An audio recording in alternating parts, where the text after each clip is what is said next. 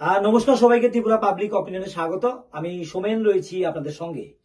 আজকে আমরা নজর রাখবো মাতা ত্রিপুরা সুন্দরী মন্দিরের দিকে। মাতা ত্রিপুরা সুন্দরী মন্দিরে আজ সোমবার দিন মায়ের উদ্দেশ্যে প্রদত্ত যে স্বর্ণালঙ্কার, সেই স্বর্ণালঙ্কারের অর্থাৎ গহনার বাক্স খোলা হয়েছে।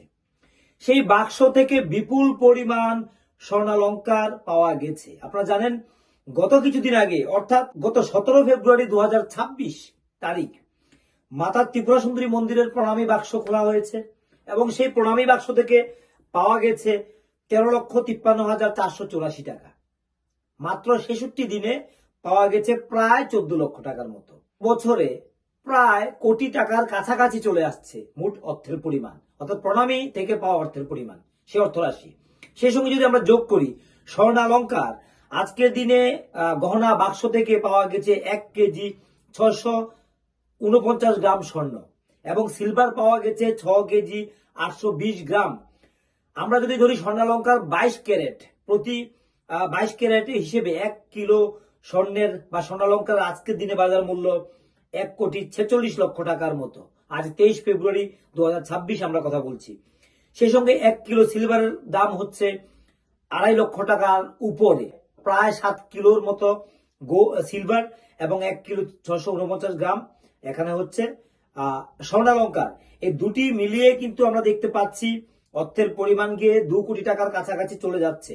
অর্থাৎ বছরে মাতা ত্রিপুরা সুন্দরী মন্দিরে এখন 3 কোটি টাকার মতো কিন্তু ভক্তরা মায়ের উদ্দেশ্যে প্রদান করছেন এবং যেটা অত্যন্ত ভালো খবর। এবং আগামী দিনে ট্রাস্ট হওয়ার পর থেকে আমরা দেখছি মাতা ত্রিপুরা সুন্দরী মন্দির সে আস্তে আস্তে করে কিন্তু স্বাবলম্বী হচ্ছে বলা যায় এবং এটা ভালো অর্থ জমা পড়ছে সরকারি কোষাগারে, যা মায়ের উদ্দেশ্যে প্রদত্ত অর্থ ভক্তদের দ্বারা। বিশেষ করে প্রধানমন্ত্রী নরেন্দ্র মোদী যখন উদ্বোধন করে গেছেন এই নতুন কনস্ট্রাকশনটাকে, যেটা নতুন আকারে বিল্ডিং মানে মায়ের মন্দিরটাকে সেই যে উঠেছে, সেটা যখন প্রধানমন্ত্রী উদ্বোধন করলেন, তারপর থেকে এটা একটা জৌলুস বেড়েছে আমরা বলতে পারি। সবকিছু মিলিয়ে কিন্তু বর্তমানে একটা ভালো জায়গায় রয়েছে। এই বিষয় নিয়ে আমরা আরেকটি বক্তব্য যা আমরা শোনাবো এবং আমরা আপনাদের সামনে শেয়ার করতে চাই যে যারাই মায়ের উদ্দেশ্যে উৎসর্গ করবেন, সেটা অর্থরাশি হোক বা কোনো স্বর্ণালঙ্কার বা রৌপ্য যাই কিছু হোক না কেন, সেটা যে কাউন্টার রয়েছে সেই কাউন্টারে টিকিটের মাধ্যমে সেটা প্রদান করাটাই হচ্ছে সঠিক পথ। এটাই হচ্ছে এখানে বক্তব্য। তবে এই বিষয় নিয়ে কি বলছেন ডিসিএম এবং মাতাবাড়ি মন্দিরের ম্যানেজার মানিক বাবু, আমরা আপনাদেরকে শোনাচ্ছি। দর্শনার্থী পুণ্যার্থী অনেকে এসে যে এটা দেওয়ার জন্য মায়ের উদ্দেশ্যে সঠিক পদ্ধতিটা কি, কিভাবে দিতে পারে? এইখানে আমাদের কাউন্টার খোলা রয়েছে, আপনারা এসে রেজিস্টার ভুক্ত করে তবে গয়নাটা যদি দেন যথাযথ জায়গাতে পৌঁছাবে এবং মাকে আমরা সেটা যে সমস্ত তিথিতে মাকে গয়না পরানো হয় আমরা সেই তিথিতে গয়নাগুলো পরাই মাকে, এবং সেটা দেখার জন্যই দেওয়ালিতে এত লোক ভিড় করে। আপনি বলছেন যে টোকেন কেটে কাউন্টারে এসে জমাটা দেওয়াটাই সঠিক পথ? হ্যাঁ, সঠিক পথ। আর অন্যভাবে দিলে, পুরোহিতের কাছে দিল বা যারা আছে এখানে অন্যান্য কারোর কাছে যদি দেয়, সেটা সঠিক জায়গাতে পৌঁছাবে না। এটা নিশ্চয়তা নেই, সেটা কোনো নিশ্চয়তা নেই। আপনি কাউন্টারে রিসিট কেটে রেজিস্টারভুক্ত করে যদি দান করেন, সেটা যথাযথ জায়গাতে থাকবে এবং ট্রাস্টের যে উদ্দেশ্যে আমরা ট্রাস্ট স্থাপন হয়েছে মন্দিরে, সেই উদ্দেশ্যটা আমাদের প্রতিফলিত হবে। আচ্ছা মানিকবাবু, আপনি দীর্ঘ বছর ধরে এখানে ম্যানেজার দায়িত্বে রয়েছেন।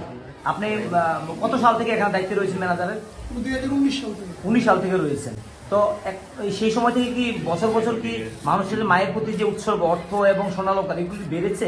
অনেক বেড়েছে, অনেক বেড়েছে, অনেক বেড়েছে। ভক্তবৃন্দের আগমনও বেড়েছে, সঙ্গে সঙ্গে টাকা পয়সাও বেড়েছে, স্বর্ণালঙ্কার বেড়েছে। আচ্ছা, একটা সময় বলা হতো যে একটু মন্দিরের স্বচ্ছতা বা সোনালঙ্কার বা এগুলি নিয়ে একটু স্বচ্ছতা নিয়ে প্রশ্ন উঠতো অনেক ক্ষেত্রে, এগুলো অনেকে তুলতেন প্রশ্ন। সেই জায়গাটাকে এখন বর্তমানে কিভাবে দেখছেন? ভক্ত আগমন বেড়েছে, সেটা তো আপনারা দেখছেনই। হ্যাঁ, খবরাখবর পাচ্ছেন, প্রণামীর বাক্স ভক্তরা প্রণামী দিচ্ছেন এবং গয়নাগাটিও দিচ্ছেন। কিন্তু একটা জিনিস ভাবতে হবে, আজকে থেকে যদি 4-5 বছর আগের কথাও বলেন, স্বর্ণের যে দাম ছিল সেই থেকে আজকে স্বর্ণের অনেক দাম। হ্যাঁ, সেই তুলনায় যদি আমরা যেটা পাই মনে করবেন যে অনেকটাই বেড়েছে।